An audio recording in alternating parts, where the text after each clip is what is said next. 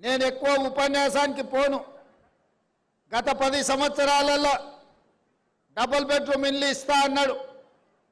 2014 ఎన్నికల కంటే ముందు డబ్బా ఇల్లు వద్దు, డబుల్ బెడ్రూమ్ ఇల్లు ముద్దు, కొడుకు కోడలు ఉంటే యాడుంటారు, పండుగ పూట బిడ్డ అల్లుడు వస్తే ఏడవంటారు, గొర్రె పిల్లనో మేక పిల్లనో ఉంటే ఏడ కట్టేసుకుంటారు అని పేదవాళ్ళ కళ్ళల మీద కేసీఆర్ ఓట్ల వ్యాపారం చేసిండు. నిజంగానే ఇంతకాలం ఇల్లు లేక, కిరాయింట్లలో ఉండలేక, కిరాయి కట్టలేక, సొంత ఇల్లు ఉన్న గుడిసెలోనో పేద ఇంట్లోనో ఉండే ప్రతి పేదవాళ్ళు ఆలోచన చేసిండ్రు. అయ్యో కేసీఆర్ సార్ ఏదో చెప్తున్నాడు, నిజంగానే మనకి ఇల్లు ఇస్తే పండుగ పూట కొడుకు కోడలు కానీ బిడ్డ అల్లుడితోని సంతోషంగా గడపొచ్చని.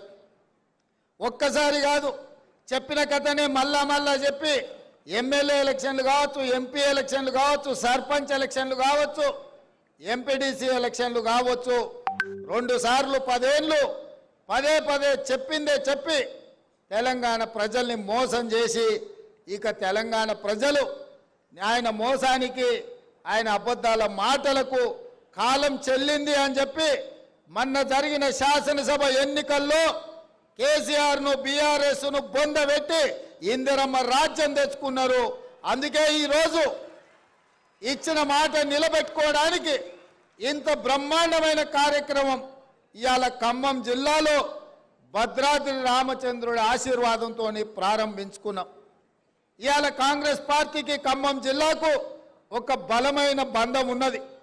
ఈరోజు ఈ కార్యక్రమంలో సిపిఐ శాసనసభ్యులు సాంబశివరావు గారు కూడా పాల్గొన్నారు.